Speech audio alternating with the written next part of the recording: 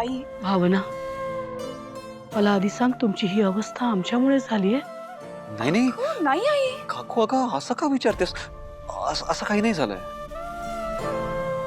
आई असा विचार तरी कसा आला ग तुझ्या मनात? तुम्ही दोघं खरं बोलताय ना? नक्की ना? 100%. काकू खरंच सांगतोय, असं काही नाही झालंय. आधी हात तरी ये तू. चल.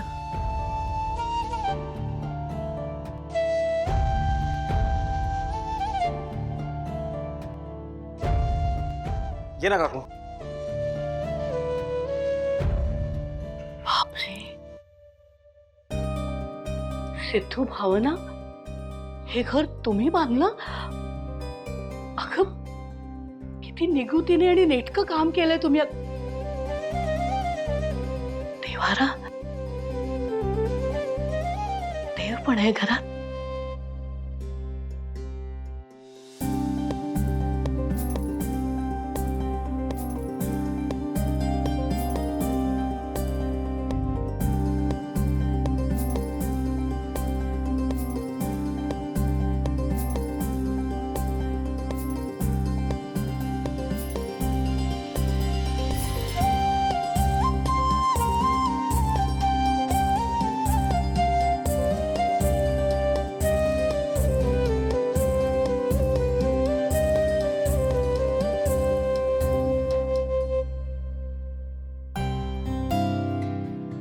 तुम्हा दोघांचा संसार बघून मला खूप आनंद होतोय. तुम्हा दोघांचं कौतुक करावं तितकं थोडं आहे. काकू ये ना, बस. अरे काय झालं? ये. अरे बस. काय झालं? काकू इतकं सगळं बोललीस, खरंच खूप छान वाटलं. पण खरं सांग, तुलाही असंच वाटतंय ना की मी तुझ्या मुलीला अशा ठिकाणी राहायला आणले ते? अहो, पेढा आहेस का? उगाच काहीतरी बोलू नकोस. नाहीतर मी विसरून जाईन तू माझा जबराट जावईस आणि कान पिळेन चांगला. तुला माहितीये का सिद्धू, खरा संसार कोणता असतो? ज्यात नवरा आणि बायको एकमेकांच्या मागे खमकेपणाने उभे राहतात, खंबीरपणाने उभे राहतात. एकमेकांवरच्या प्रेमापायी कुठलंही बलिदान द्यायला तयार असतात, कुठलाही त्याग करायला तयार असतात.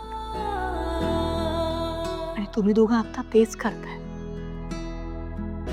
खरं सांगू का बाळा तुला, तुम्ही दोघांनी तुमच्या त्या महालात नाखुशीने राहण्यापेक्षा या तुम्ही बांधलेल्या झोपडीत राजा राणीसारखा संसार केलात ना, तर मला जास्त आवडेल.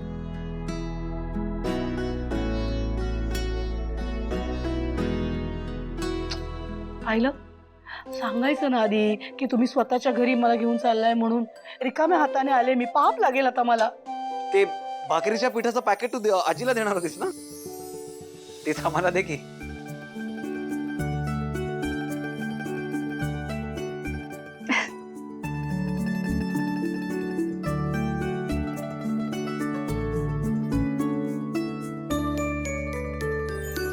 तुमच्या या नवीन घराच्या निमित्ताने ही खास भेट. थँक्यू. थँक्यू. नमस्कार कर. सुखी राहा, सुखाने संसार करा. तुम्हा दोघांनाही कोणाची दृष्ट नको लागू दे. बरं, चला आता निघते. हा, नाही नाही नाही. आई आता तू कुठेही जायचं नाहीयेस. अगं, तू पहिल्यांदा आलीयस आमच्या घरी, त्यामुळे खाऊ घातल्याशिवाय मी तुला सोडणार नाही. अगं वेडी, आता कुठे दगदग करतेस? आई आई तू कुठेही जायचं नाहीयेस. अगं. ठेव ते ठेव. असं काय करतेस तू? पहिल्यांदा माझ्याकडे आलीयस आणि मी तुला असंच सोडीन असं वाटतंय? कसं असतं बघ ना आमच्या मुलींचं. आम्ही सगळं आईकडनं करायला शिकतो, सगळं माहेरी शिकतो, पण ते सगळं आजमावतो सासरी जाऊ. आणि आजपर्यंत इतक्या वेळेला माझ्या सासरी आलीयस, पण कधीच माझ्या हातचं खाऊ नाही घालता आलंय मला तुला. पण आता आज तू आमच्या घरी पहिल्यांदा आलीयस, तर मी तुला खाल्ल्याशिवाय सोडणार नाहीये, कळलं? बस तू, चल. 100% बरोबर आहे का? बस बस बस.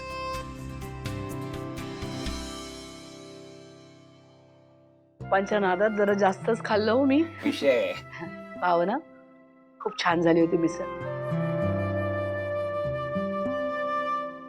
जावई बापू अगदी सुगरण बायको मिळाली हो तुम्हाला. विषय खूप छान सवय बघ तुझ्या हाताला. बरं आता निघेन म्हणते.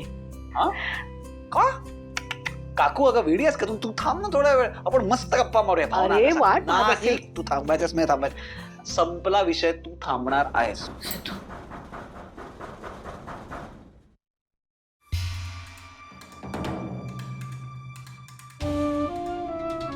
मी चुकीच्या वेळेला आले का? हो काकू, नाही नाही या ना. नमस्कार. सिद्धू आणि भावनाच्या घरात चुकीची वेळ असं काहीच नसतं. आमच्या घरातला दार कायम सगळ्यांसाठी उघडच असतं. कुठलेही नियम असं काही नसतं.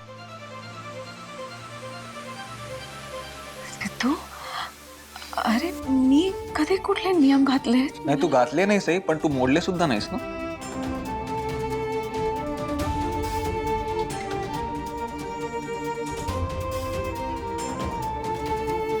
भावना, सिद्धू निघते बरं मी आता.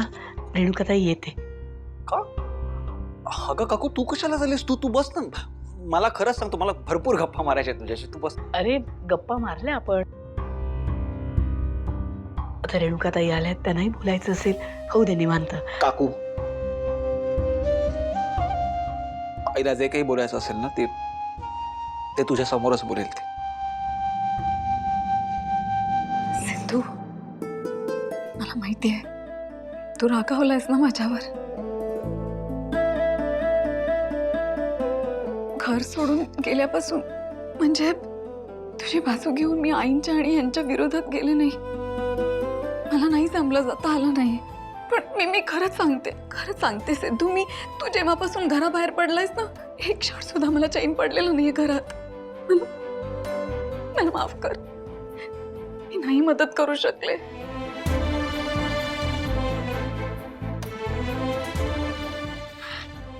सिद्धू,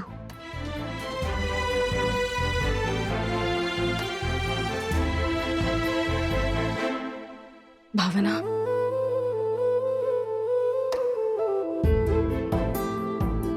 हे बघ बाळा, मनात कसली अडी आणू नकोस हा. माझ्या सिद्धूची काळजी घेशील ना?